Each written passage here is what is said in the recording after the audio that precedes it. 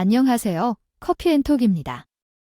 오늘도 와주셔서 감사드리고요. 바로 사연을 읽어보겠습니다. 안녕하세요. 저는 얼마 전에 놀랍고도 황당한 일을 겪게 되어서 사연을 보내게 되었어요. 그 일로 남편과의 사이가 틀어질 뻔했지만 지금은 잘 지내고 있답니다. 하여튼 이야기의 시작은 남편과의 만남 전부터 시작됩니다. 저는 강아지 한 마리를 키우고 있었는데 2개월 때부터 데려와 예방접종까지 다 마친 아이가 건강하게 자라다 어느 날 갑자기 토를 하면서 캑캑대는 거예요. 저는 서둘러서 강아지를 데리고 주변 가까운 동물병원을 찾았는데 거기서 지금의 제 남편을 만나게 되었죠. 남편의 직업이 바로 수의사였거든요. 아무튼 그렇게 남편과의 첫 만남을 겪게 되었고 우리 집 강아지는 무사히 집으로 올 수 있었어요. 저는 너무 고마운 마음에 다음 날도 병원으로 찾아가 수의사인 남편에게 고마움을 표시했어요. 그로 인해 저는 남편과 꾸준한 만남을 가지게 되었죠. 제가 어디서 듣기로는 동물이나 아기를 좋아하는 사람들은 대부분 성격이 나쁘거나 기본적으로 나쁜 사람은 없다고 했어요. 그 말이 진실일지는 모르겠지만 남편은 그 말에 부합하는 정말 좋은 사람이었어요. 제가 남편을 이렇게 말할 수 있는 것은 바로 제 비밀 때문이에요. 사실 저는 감추고 싶은 흑역사가 있거든요. 물론 남편은 당연히 알고 있는 사실입니다. 만나면서 어느 정도 이 사람과 오래 가고 싶다는 생각을 했을 때 나를 잡아서 남편에겐 다 설명했거든요. 다만 이 사실은 시댁은 아직도 모르고 있죠. 감추고 싶은 비밀은 바로 제가 과거에 결혼을 한 번 한 적이 있다는 것이에요. 거예요. 하지만 그 남자와는 결혼식만 올린 상태였고 따로 동거를 하고 있진 않았죠. 게다가 혼인신고도 하지 않은 상태였기에 서류상만 따지고 본다면 저는 결혼을 한 번도 하지 않은 상태였어요. 이 사실을 남편에게도 숨길 수 있었지만 도저히 제 양심이 허락하지 않았고 남편과 담담히 이야기를 나눈 뒤에는 남편의 말대로 시댁에는 말하지 않기로 했죠. 제 과거 일의 발단은 이렇습니다. 저는 전 남자친구와 꽤나 오래 사귄 사이였어요. 3년을 넘게 사귄 우리는 미래를 약속하고 결혼식을 올리게 되었죠. 그리고 신혼여행을 떠났습니다. 다들 많이 간다는 괌으로 말이에요. 그런데 거기서 저는 알게 된 거예요. 전 남자친구의 복잡한 여자 관계를 말이죠. 남자친구의 여자 관계를 알게 된 것은 그의 핸드폰 때문이었어요. 호텔에서 휴식을 취하던 우리는 서로 잠시 따로 쉬고 있었거든요. 그런데 때마침 전 남자친구의 핸드폰이 시끄럽게 울리더군요. 저는 당연히 결혼식도 흘렸겠다. 그냥 전화를 받고 누구시냐 물었죠. 그런데 상대방이 오히려 다짜고짜 저를 누구냐고 하는 겁니다. 무슨 상황인지 이해하기도 전에 머리가 띵하게 아파오더군요. 그때 전 남자친구가 샤워를 끝내고 나왔고 저는 알게 되었죠. 그에게 나 말고도 다른 여자가 있었구나 하고요. 심지어 지금의 남편도 이 복둥이 덕에 만나게 되었으니 하늘에서 저를 위해 내려준 수호 천사 같은 느낌도 들었어요. 아무튼 이런 저의 트라우마를 잘 넘기고 지금의 남편과 결혼을 하게 되었고 저는 남편과 살게 되었죠. 남편과의 첫 시작을 하게 된 신혼집은 9옥 주택이었어요. 그냥 9옥은 아니고 내부 인테리어를 손본 집이었죠. 아무래도 옛날 집에 그대로 살기에는 좀 힘들었거든요. 9옥 주택을 신혼집으로 선택한 이유는 따로 있습니다. 아무래도 남편의 직업이 조금 입김이 들어갔죠. 남편이 동물을 사랑하는 수의사이다 보니까 넓은 마당이 필요했거든요. 남편에게서 결혼 후의 생활에 대해서 듣게 된 적이 있는데 본인의 꿈은 마당이 있는 집에서 큰 강아지와 토끼 등 다양한 동물들과 함께 사는 게 꿈이라고 말했거든요. 그래서 9옥을 선택하게 된 거죠. 물론 현실적인 문제도 있어서 9옥 주택을 구매한 것도 있습니다.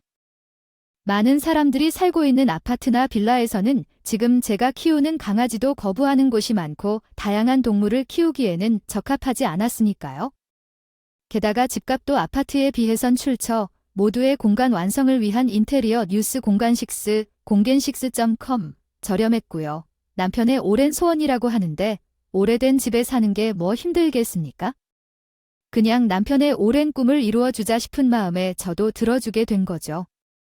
지금 생각해도 이 집은 정말 잘 구매한 것 같아요. 다른 사람들은 부동산을 투자 명목으로 많이 구매하시던데 우리는 그런 목적은 일도 없고 그냥 우리가 원하는 살기 좋은 집을 팔았으니까요. 우리 집의 가장 큰 특징은 다양한 공간이 존재한다는 거예요. 지하에는 말이죠. 작게 지하실도 있고요. 지붕 밑에 큰 다락방도 있습니다. 그리고 다락방에서 나갈 수 있는 옥상도 있는데 우리 둘에게는 넓은 집이었죠. 요즘 아파트 보시면 아시겠지만 다들 틀에서 찍어낸 것 같은 구조를 가지고 있잖아요. 또 아래 위로 소음 문제도 심하고 말이에요. 물론 여기도 주변에 가정집들이 많이 있긴 한데요. 있기는 하지만 각각 거리가 조금씩 있었기에 약간의 소음은 그리 큰 문제가 되지 않는 위치에 있어요. 이런 모든 점을 종합했을 때 이 집은 매우 매력적인 조건을 가지고 있었죠. 저희가 집을 알아보려고 다녔을 때 부동산 주인이 가장 자랑했던 것은 바로 이 집의 다락방이었습니다. 이 집 다락방은 그럴 만한 가치가 있었죠.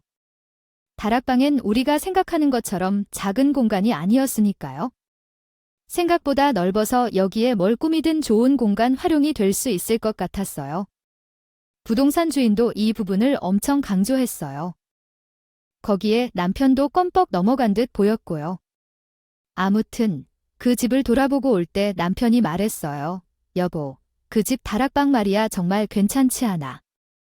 우리가 원하던 마당도 있고 9억이라는 게 조금 걸리지만 그건 우리가 조금 손보면 되는 일이고 당신도 물건 같은 거 놓을 창고도 있고 우리 그 집으로 하자. 매사 제 편의를 봐주던 남편이 이렇게까지 말하는 것을 보면 그 집이 얼마나 마음에 들었을까 싶었죠. 저희는 다음 날 당장에 그 집을 계약하게 되었고 신혼집으로 삼게 되었어요.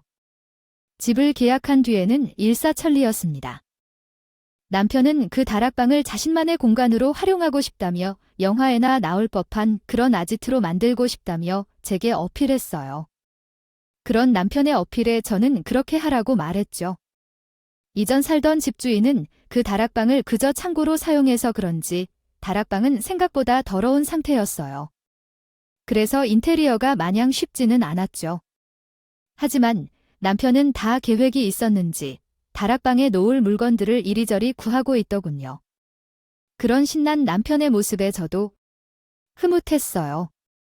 그러다 문제가 생기게 되었어요.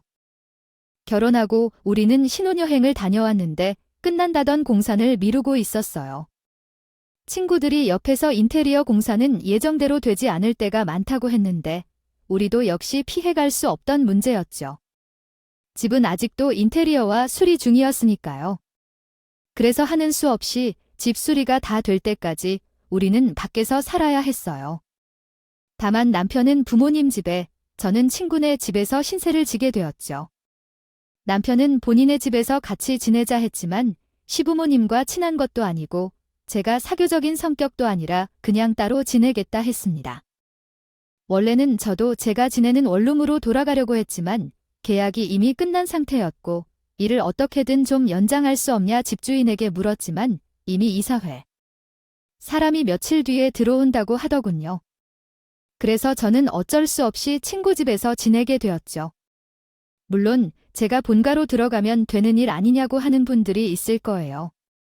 저도 그럴 수 있다면 그러고 싶었어요. 제가 그러지 못한 것은 바로 우리 본가는 지방에 있기 때문이었습니다. 저는 일을 하기 위해 수도권으로 올라온 상태였고 어머니는 지방에 있는 본가에 그대로 남으셨거든요. 게다가 고작 몇 주 정도만 따로 지내면 되는 거라 친구에게 양해를 구하고 머문 거예요. 그런데 남편은 신혼집에 관심이 많은 듯 했어요. 하루에도 수십 번씩 수리하고 있는 집을 들락날락하면서 다락방 꾸미기에 여념이 없었거든요. 하루는 저도 궁금해서 남편을 따라 다락방으로 올라가 본 적이 있는데 거기는 이미 완전히 남편의 놀이터가 되어 있더군요. 남편이 평소에 즐겨보는 책은 물론 침대나 가구들까지 들어와 있었습니다. 마치 다락방은 남편만의 안방을 하나 만들어 놓은 듯이 보였어요. 처음에는 그런 남편의 모습에 불안한 마음도 들었죠. 각방을 지내자고 할 것 같은 비주얼의 방을 떡하니 꾸미고 있었으니까요. 하지만 남편은 불안해하는 제 모습을 보면서 그저 취미를 모아놓은 곤이라며 가끔은 밤을 새는 경우가 있으니 침대를 가져다 놓은 것이라고 저를 안심시켰어요. 저는 남편에게 져주기로 했습니다. 어차피 결혼 전에 남편과 이야기한 것도 있었거든요. 결혼을 하더라도 각자의 라이프 스타일은 존중해주자는 약속 말이죠. 그래서 남편의 그 공간도 존중해주기로 했어요. 그런데 이런 문제가 생길 줄은 몰랐죠. 그래요. 각자 라이프 좋다 이겁니다. 하지만 왜 잘 시간만 되면? 밤마다 베개를 들고 다락방으로 올라가는 걸까요? 너무나도 어이없는 남편의 행동에 저는 날 잡아서 이야기를 했어요. 당신의 행동이 너무 수상하다 말이죠. 그러자 남편이 말하더군요. 아니, 내가 딴 건 아니고 평생 혼자서 지내고 저 왔는데 옆에 누가 있으니까 너무 불편하더라고. 나는 괜찮을 줄 알았는데 아니었나 봐. 좀 어색하기도 하고 그래서 당분간만 좀 이렇게 지냅시다. 내가 노력할 테니 말이에요. 이런 남편이 어이가 없었지만 한편으로는 이해도 했어요. 왜냐하면 신혼여행 때도 이런 행동을 했거든요. 9박 10일간의 신혼여행 동안 남편은 잠자리마다 계속 뒤척였고 제대로 잠을 청하지 못했어요. 그러다 결국에는 바닥에 따로 매트를 두고 자거나 심지어 의자에 앉아서 졸기까지 했죠. 저는 어디든 머리만 붙이면 자는 성격이라 그런 남편이 이해가 되진 않았지만 세상엔 모두 같은 성격의 사람만 있는 것은 아니니 이해해 보려고 노력했습니다. 그리고 솔직하게 자기가 잠자리가 예민해서 적응 기간이 필요하다 말았는데 어느 아내가 남편의 이런 부탁을 무시하겠어요? 그래서 당분간 적응할 때까지는 다락에서 자는 걸 허락해 주었죠. 물론 처음에는 저도 홧김에 남편에게 이런 말도 했어요. 사람이 모두 똑같을 순 없다지만 이건 너무 심한 거 아니야? 그래도 나 당신 아내야 다른 누구도 아니고 당신 하나뿐인 아니라고. 그런데 내가 남이라니? 그건 좀 이상하잖아. 아무리 30년 동안 다른 생활을 했다고 해도 당신 나랑 한 침대에서 잠 안 잘 거야. 우리 어차피 동침해야 해. 그러니까 노력 좀 해봐. 사람이 왜 그렇게 피할 생각만 하는 거야? 이땐 정말 화가 많이 났거든요. 입장을 바꿔서 반대로 생각하면 남편도 화가 날 만한 일이잖아요. 이런 고민을 정말 친한 언니에게 털어놔 보기도 했고요. 그 언니도 남편의 태도가 이상하다면서 그랬거든요. 그러니 남편에게 노력하라는 말만 하고 며칠을 지냈어요. 하지만 앞서 말한 신혼여행 때처럼 남편은 좀처럼 잠을 제대로 자질 못했고 그런 날이 계속되자 밥을 먹으면서도 조는 날도 있었습니다. 하지만 정말 남편의 제의를 받아들이게 된 이유는 따로 있었어요. 매번 내가 새벽에 잠을 깨서 옆을 보면 남편이 없을 때가 많았거든요. 그래서 이 사람이 어디를 갔나 여기저기 살펴보면 하루는 바닥에서, 하루는 소파에서 정말 자기 옆에 사람이 있는 것이 힘들다는 듯이 굳는데 힘들어하는 남편의 모습에 안쓰럽다가도 한편으로는 왜 극복하지 못하는지 마음이 좋지 않기도 했습니다. 그러다 남편이 교통사고를 내게 되었고 교통사고의 원인이 졸음운전이라고 하더군요. 옛말에 잠이 보약이라고 했던가요? 매일 제 곁에서 잠을 제대로 자지 못한 남편은 결국 사고를 내게 된 거죠. 다행히 크게 다치진 않았지만 병원에 입원하고 보름은 집에서 요양할 정도로 좋지 않은 상태였어요. 상황이 이렇다 보니 저는 남편의 다락방 세일을 허락할 수밖에 없었죠. 사람이 잠을 못 자서 사고까지 낸다는데 그럼 어떡하겠어요? 멀쩡한 저라도 이해하고 넘겨야죠. 그래서 전 남편에게 약간의 시간을 주기로 했어요. 그리고 이제부터는 그냥 편하게 다락방에 가서 자라고 말했죠. 그러자 남편은 제 손을 잡으며 정말 미안하고 고맙다며 말하더군요. 참 아이러니했습니다. 바래니까 남편은 제대로 쉬면서 회복할 수 있겠죠. 첫 결혼도 남자 때문에 힘들더니 두 번째도 잠이라는 문제로 저를 괴롭히니 말이에요. 남편에게 다락방을 허락한 날은 정말 우울해서 평소에 잘 오던 점도 제대로 오지 않더군요. 정말 속상했어요. 그런데 제가 이 상황을 너무 쉽게 본 걸까요? 남편은 다락에서 지내는 게 어찌나 좋았는지 얼굴이 다 폈더군요. 게다가 잠을 따로 자게 돼서 너무 편하고 밤마다 잠도 솔솔 온다고 말하는 남편이 왜 이렇게 괘씸한지. 그놈의 다락방이 뭔지 아주 아늑하고 포근해서 너무 좋다고 하더군요. 저는 그런 남편의 모습에 왠지 모를 배신감도 느꼈습니다. 그렇게나 동물을 사랑하고 제게 자상하던 남편은 어디로 갔는지. 다락방에 올라간 뒤에 남편은 항상 무언가에 신경이 팔린 듯이 보였거든요. 자기가 좋아하는 것들로 꾸며놓은 다락방에서 하는 일이 너무 좋았는지 거기에 푹 빠진 것 같더군요. 겉으로는 표현하지 않았지만 남편의 그런 모습에 정말 많이 섭섭했습니다. 그러다가 남편의 행동은 도를 지나치기 시작했어요. 아니, 갑자기 자물쇠를 2개 살 거다. 그렇게 다락방의 문 안팎으로 자물쇠를 다 걸어놓는 거예요. 그러면서 어이없는 말을 변명이라고 둘러대더군요. 내가 다락방에 있어 보니까 이렇게 잠가놓은 게 더 포근한 기분이 들더라고. 물론 당신이 다락방에 올라온 나를 무리하게 부르거나 하는 일은 없었지만 사실 지금이 포근하고 아늑한 기분을 여유롭게 즐기고 싶어서 이렇게 잠을 때까지 달아놓으니까 너무 좋으뇨. 거예요. 더 이상은 이런 행동을 놔둬선 안 되겠다는 생각을 했어요. 그래서 남편에게 말했습니다. 당신, 그거 정신병이야. 세상에 누가 자기가 있는 방에다가 자물쇠를 잠궈? 잠깐, 당신. 요즘 밖에서 힘든 일이라도 있었어? 솔직하게 말해봐. 당신, 밖에서 혹시 나쁜 일이라도 있는 거야? 아님, 누가 당신한테 협박이라도 했어? 나한테 솔직히 말해봐. 저는 정말 남편이 밖에서 협박을 받는 줄 알았어요. 그렇지 않아야 안전한 집안에 이렇게 자물쇠를 안팎으로 걸어놓을 일이 없으니까요. 이런 제 말에 남편은 아니라고 반박했지만 저는 안심이 되지 않았습니다. 그래서 말했죠. 아니야, 내가 보니까 당신 지금 정상 아닌 것 같아. 정상인 사람이 자기 방에 자물쇠를?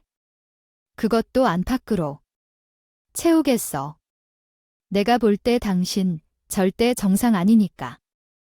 나랑 같이 내일 병원에 가보자. 제발. 여보, 남편은? 제 절박한 목소리에 갈겠다며 제 손을 잡아주었고 저는 그 온기에 다행이라는 생각을 했던 것 같아요. 남편은 정말 그 길로 저와 함께 병원에 다녀왔습니다. 제가 같이 들어가서 상담을 받은 것은 아니었지만 남편의 병원 가는 날에는 늘 빠지지 않고 같이 다녔어요. 혹시나 제게 말하지 않은 비밀이 있나 싶은 마음에 옆을 지켰던 것도 있습니다. 자신이 협박을 받는데 그걸 말하지 못하는 경우도 있잖아요. 저는 그렇게 생각했죠. 하지만 다행히 그런 일은 없었고 남편은 본인의 노력한다는 말대로 상담까지 다니며 꾸준히 고치려고 노력했어요. 저는 그런 남편의 모습을 보고 한시름. 누가 과거로 돌아간 듯한 기분이 들었어요. 결혼 전에 있었던 트라우마가 다시 생긴 것 같은 느낌도 들었어요. 저는 그날 당장 남편에게 물어보고 싶었지만 차마 무서워서 물어보기가 힘들더라고요. 지금 내가 이런 말을 꺼낸다면 겨우 찾은 행복도 잃고 저는 2번 다시는 재기할 수 없다는 두려운 마음이 생겼거든요. 그래서 당장은 그 아주머니의 말을 마음에 묻기로 했어요. 그리고 남편의 행동을 전보다 예의주시하게 되었죠. 조용히 넘어가기를 바란 저와 다르게 다음 날부터 우리 집 근처에서는 아주머니들의 쑥덕거리는 모습을 종종 보게 되었어요. 원래부터도 몇몇 아주머니들이 남 이야기하기 좋아하고 참견하기 좋아하는 사람들이 있거든요. 바로 그 무리였죠. 그들은 우리 집을 한참 보면서 이야기하는데 썩 기분이 좋지 않았어요. 그들의 입에서 오르내리는 것이 우리 남편과 그때 옆집 아주머니가 말한 어떤 여자 이야기일 게 분명했으니까요. 그래서 애써 그들의 시선과 이야기를 견디기로 했어요. 무시하려고 노력했어요. 그러나 제 노력은 우습다는 듯이 하루는 마당에서 동물들에게 밥을 챙겨주고 있는데 담장 너머로 저를 부르는 소리가 들리는 겁니다. 저는 그날도 무시하려 했지만 옆집의 아주머니는 다급하게 저를 불러세웠어요. 그러더니 저번에 말한 이야기보다 더한 이야기를 꺼내 놓았죠. 아니, 내가 저번에 세대카드에 분명 말했잖아. 자기네 결혼한 지 얼마 안 되지 않았어. 얼굴도 예쁘장하고 남편이랑 금세도 좋아 보이더니 근데 자기 남편은 왜 그렇게 여자들을 집에 들인대? 혹시 자기 아이 뭐 밤에 문제라도 있는 거야? 내가 요 근래 옥상에서 빨래할 때 슬쩍 봤는데 자기네 집 옥상으로 어떤 여자가 올라가더라고. 처음에는 새댁인가 싶어서 물끄러미 바라봤는데 처음 보는 얼굴이더라도 차림새도 영 자기처럼 입지도 않았고 그러다가 자기네 다락방 쪽 문 쪽으로 휙 들어가던데 전 그녀의 말에 전보다 더한 충격을 느꼈어요. 그리고 이게 현실이 아닐 거라며 속으로 그 말을 부정하기 시작했죠. 하지만 그녀의 말은 계속 이어졌어요. 아니, 내가 이런 적이 처음이라면 말도 안 해. 저번에 내가 말했잖아. 그때 이후로도 어디 보자. 5번. 아니다. 6번은 넘은 것 같은데 그쪽 문에서 여자가 나온 게 말이야. 자기, 정말 괜찮은 거 맞아? 내가 한 말, 그냥 귓등으로 들은 거 아니지. 내가 세대 걱정에 요즘 잠이 안 온다니까. 그러니까 계속 지켜봤지? 옥상으로 나온 여자가 몇 번째인지 손으로 횟수를 세고 있는 모습을 보니 순간적으로 온몸에 소름이 돋기 시작하더군요. 솔직히 이 아주머니가 밤마다 내 남편이 다락에서 자고 있는 걸 알려주지 않았어요. 그렇다고 제가 어디 나가서 내 남편과 나는 따로 지내지도 않았고요. 그렇다면 정말로 그 의문의 여자가 남편이 지내는 다락방에서 나왔다는 소리 아닙니까? 어쩐지 자물쇠부터 수상하다 생각했어요. 그때부터 남편의 의심을 써야 했는데 바보같이 남편이 어디서 해코지라도 당한 것은 아닌지 괜히 걱정했다는 생각이 들더군요. 저는 남편과의 사이를 남에게는 알리고 싶지 않은 마음에 그 아주머니 앞에서는 아무렇지 않은 듯 말했어요. 걱정하셨구나. 그 사람 사실 제 친동생이에요. 지금 놀러와서 저희 집에서 묵고 있는데 그 다락방을 엄청 좋아해서요. 그리고 손님방으로 만든 공간이기도 해서 거기서 자주 사람이 나올 수도 있어요. 괜한 오해는 하지 말아주셨으면 좋겠네요. 웃으면서 좋게 이야기했지만 속으로는 불안에 떨고 있었죠. 저는 덜덜 떨리는 몸을 주차하지 못하고 곧장 집으로 뛰어들어갔습니다. 그리고 정말 소설 속에서나 보던 우리 집 다락방에 누가 산다는 것을 내 눈으로 확인해야겠다는 생각이 들었어요. 그래서 덜덜 떨리는 손을 부여잡고 절단기까지 들고 다락방으로 올라갔습니다. 남편이 없는 지금 당장 나 혼자서라도 해결해보자 싶었죠. 그리고 자물쇠를 절단기로 뜯어버렸어요. 그렇게 잠을 잘을 끊고도 한참 동안이나 눈을 제대로 뜨지 못했습니다. 내 눈앞에 어떤 진실이 있더라도 받아들여야 한다는 생각에 눈앞이 캄캄했거든요. 그런데 다락방 안에서는 가느다란 여자 목소리가 들렸어요. 저는 너무 무서웠어요. 이 눈을 뜸과 동시에 내 소중한 것들을 모두 잃을 것만 같았거든요. 여자 목소리에 섬뜩한 기분까지 느끼고요. 억지로 눈을 떴는데 안에 있던 여자는 제가 남편인 줄 착각한 것 같더군요. 여보, 왔어요. 어디 갔다가 있어요? 어서 들어와서 안아줘. 여보, 괴롭히는 그녀는 자고 있는 거야. 벌써 자나 봐요. 기특하게 저는 이런 헛소리를 짓거리는 여자가 도대체 누군지 제 눈에 새기기 위해서 두 눈을 똑바로 뜨고 정면을 바라봤습니다. 그리고 저는 그 여자의 얼굴을 보고 놀라서 손에 들고 있던 절단기를 놓치고 말았어요. 여자의 얼굴을 본 저는 정말로 기겁을 하는 줄 알았거든요. 그 여자의 정체는 다른 누구도 아닌 바로 우리 친정엄마였기 때문입니다. 저는 너무 당황해서 엄마를 향해 큰 소리를 쳤어요. 엄마, 야, 왜 여기 있어? 여기서 도대체 뭐 하고 있는 거야? 지금 엄마가 정신이 있는 사람이야. 지방에 있어야 할 사람이 왜 여기 올라와서 이러고 있어? 뭐라고 대답이라도 좀 해봐. 그런데 엄마는 제 생각과는 다르게 행동하는 겁니다. 마치 저를 모르는 사람처럼 행동하더군요. 뭐라는 거야? 내가 내 남편을 빼앗겼잖아. 내 남편 뺏어간 년이 뭐가 잘났다고 큰 소리야. 내 남편 당장 내놔. 어서 내놓으라고. 앉아서 악에 바친 듯이 소리를 지르는 사람은 우리 엄마 같지 않았어요. 이게 어떻게 된 상황인지 판단이 저질 않았고 저는 머릿속으로 한 사람을 떠올렸어요. 제게 이 상황을 설명해 줄 수 있는 단 한 사람, 남편이었죠. 그래서 당장 남편에게 연락해서 물었어요. 당신, 제대로 설명해. 우리 엄마가 왜 당신이 있어야 할 다락방에 있는지, 그리고 왜 우리 엄마가 나를 못 알아보는 건지도 다 설명해. 당장 설명하라고. 남편은 지금 집에 어떤 일이 일어났는지 다 안다는 것처럼 저를 달래면서 당장 집으로 오겠다고 하더군요. 전화를 받는 행색을 보니 제게 전화를 받기 전에 벌써 동물병원에서 출발한 듯이 보였어요. 그런 남편에게 당장이라도 설명하라 큰 소리를 냈고 남편은 한숨을 크게 쉬고는 다락방 구석의 책장에서 어떤 파일을 하나 꺼내 오더군요. 그리고 제 앞으로 그 파일을 내밀었습니다. 이게 뭔데? 뭐가 안에 비밀이라도 숨겨져 있어. 제 물음에도 남편은 아무 말도 하지 않고 그저 파일만 지그시 바라보고 확인하라는 말 한마디만 하더군요. 그가 건넨 파일에는 병원 진단서가 들어 있었었는데 저는 진단명을 보고 제 눈을 의심할 수밖에 없었어요. 거기에는 엄마의 이름과 함께 치매라는 내용이 적혀 있었거든요. 엄마의 치매는 상당히 진행된 상태로 결코 좋지 못한 상황이라고 하는 것 같았어요. 그리고 엄마가 여기에 있는 이유는 우리 집안의 상황 때문이었다고 합니다. 엄마는 앞서 말한 것과 같이 타지에서 살고 있던 사람이에요. 그런 와중에 내가 결혼했고 심지어 여동생은 대만에 나가서 일을 하면서 살고 있었죠. 게다가 아버지와는 우리 자매가 어렸을 때 이혼을 하셨으니 치매가 걸린 사람 옆에서 돌볼 사람은 한 사람도 없었던 거예요. 엄마는 자신의 상태에 대해서 항상 걱정했고 제가 결혼하기 전에 남편을 슬쩍 불러서 말했다고 합니다.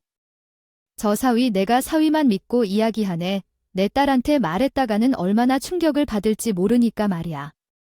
평소에도 그렇게 교류가 활발한 가족은 아니지만 그래도 가족 중에 누구라도 알고 있어야 관련 연락을 받았을 때 적게 놀랄 것 아닌가요? 사실 내가 치매란의 시간이 오래되어 그리 좋지 않다고 하더군요. 그저 알고만 있으라고 알고만 남편은 엄마에게 본인이 치매에 걸렸다는 것을 알게 되었고 엄마는 내가 걱정할까 싶어서 결혼 1년 후에 알리라고 말했다고 하네요. 원래 우리 엄마가 자식들을 걱정시키는 일은 절대 안 하는 성격이거든요. 어릴 때도 힘들게 큰 자식들에게 키워도 짐이 되고 싶진 않다고 말해요. 정말 고집스러운 사람입니다. 그러다가 제가 결혼을 하자마자 엄마의 치매 상태가 확 안 좋아지게 되었다니 말이에요. 수의사만 나름 의학 지식이 있던 남편이 이를 알고 엄마를 우리 집 근처로 모시게 되었다고 말이에요. 남편이 집을 마음에 들어 한다고 그렇게 말했던 이유가 여기에 있었습니다. 이 동네에 처음 왔을 때 우리 신혼집 때문이 아니라 우리 엄마 때문이었어요. 동네가 한적하고 집들이 서로 조금 떨어져 있는 곳을 찾아 이곳을 알아냈고 여기에 혼자 살기 좋은 집이 마침 하나 나왔기에 알아보러 왔다고 합니다. 그 집은 우리 집 뒤편에 있는데 높이가 달라서 다른 이웃들이 잘 보이지 않는 구조로 되어 있다고 해요. 남편은 엄마가 살 집을 먼저 알아보고 마치 처음 만난 것처럼 나를 데리고 와서 엄마 집 앞에 있는 현재의 집을 보기로 했어요. 물론 집 구조도 상당히 마음에 들었고요. 그리고 제게 들키지 않기 위해 열심히 노력했던 것 같아요. 연애할 때와 다르게 휴일이 적다고 느꼈는데 그것이 다 엄마를 돌보기 위한 것이었던 거죠. 거의 매일 병원에 가는 남편 모습에 결혼도 했으니 성실히 살려고 하나보다 싶었는데 사실은 그게 모두 저희 엄마를 돌보기 위해서 나가려고 했던 남편의 계획이었던 거예요. 어느 정도는 정부의 도움을 받아 엄마의 치매를 케어할 수 있었지만 모든 시간을 볼 수 없었기에 남편은 밤낮으로 엄마 집을 왔다 갔다 했고 워낙 이른 시간과 늦은 밤에 움직였던 남편의 모습을 본 사람은 없었던 거예요. 그렇게 엄마는 자기 집에 들락날락하는 남자가 자기 남편이라고 생각했고 남편과 함께 살아야 한다는 생각으로 몰래 남편을 따라와 우리 집의 다락방에 숨어들어 살게 된 겁니다.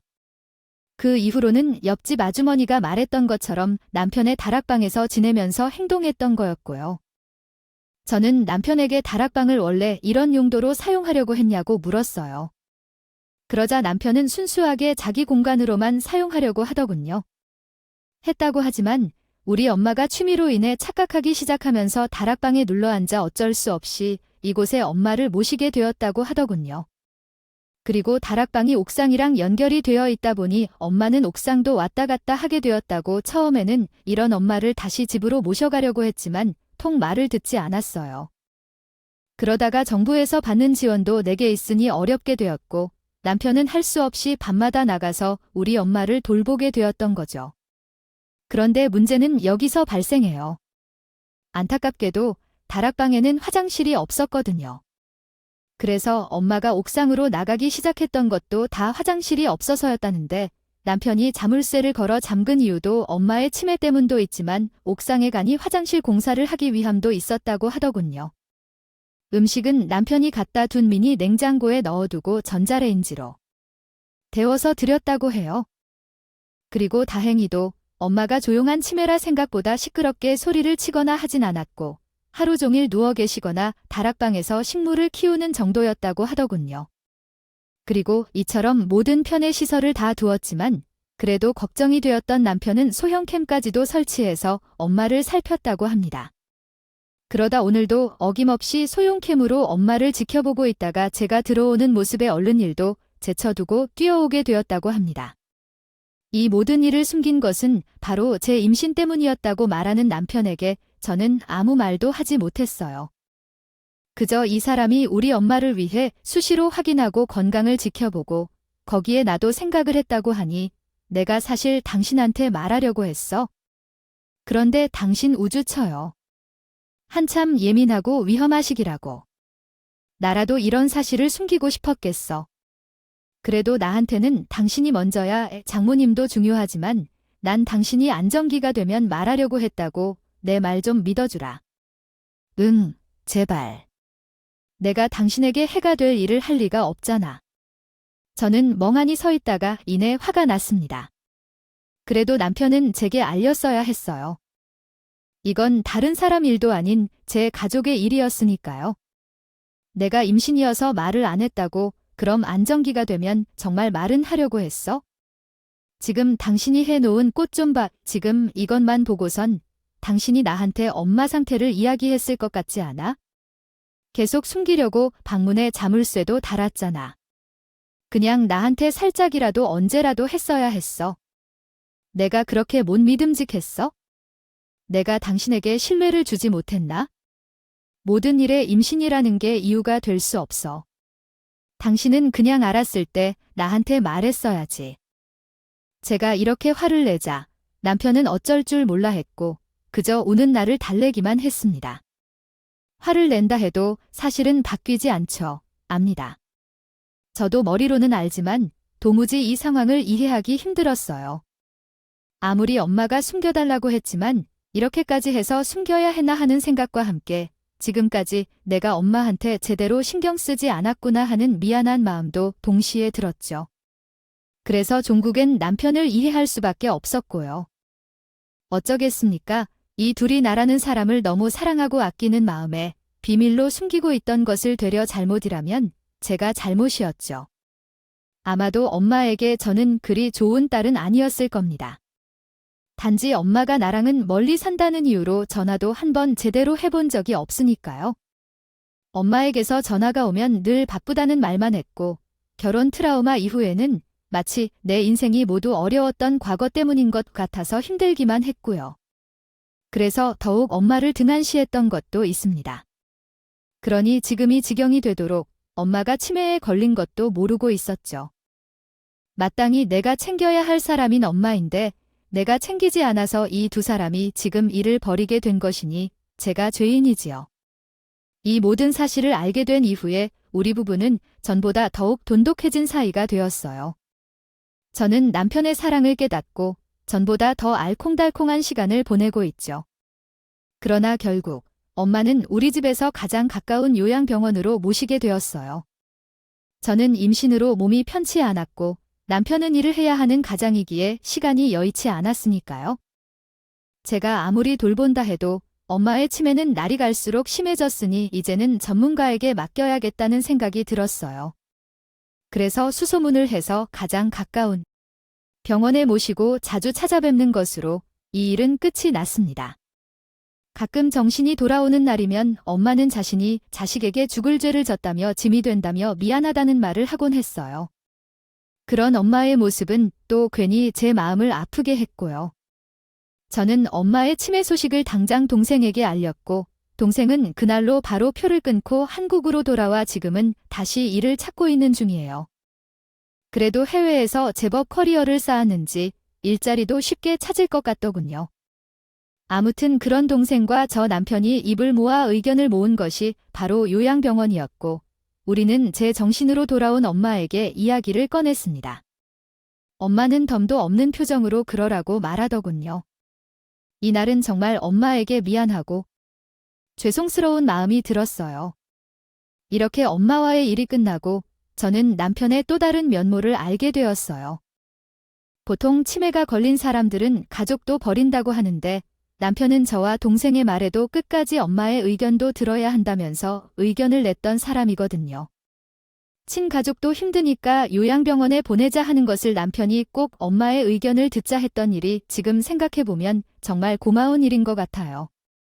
그렇지 않았으면 동생도 저도 엄마를 요양병원에 보냈다는 사실에 죄책감을 느끼고 있을지도 모르고요.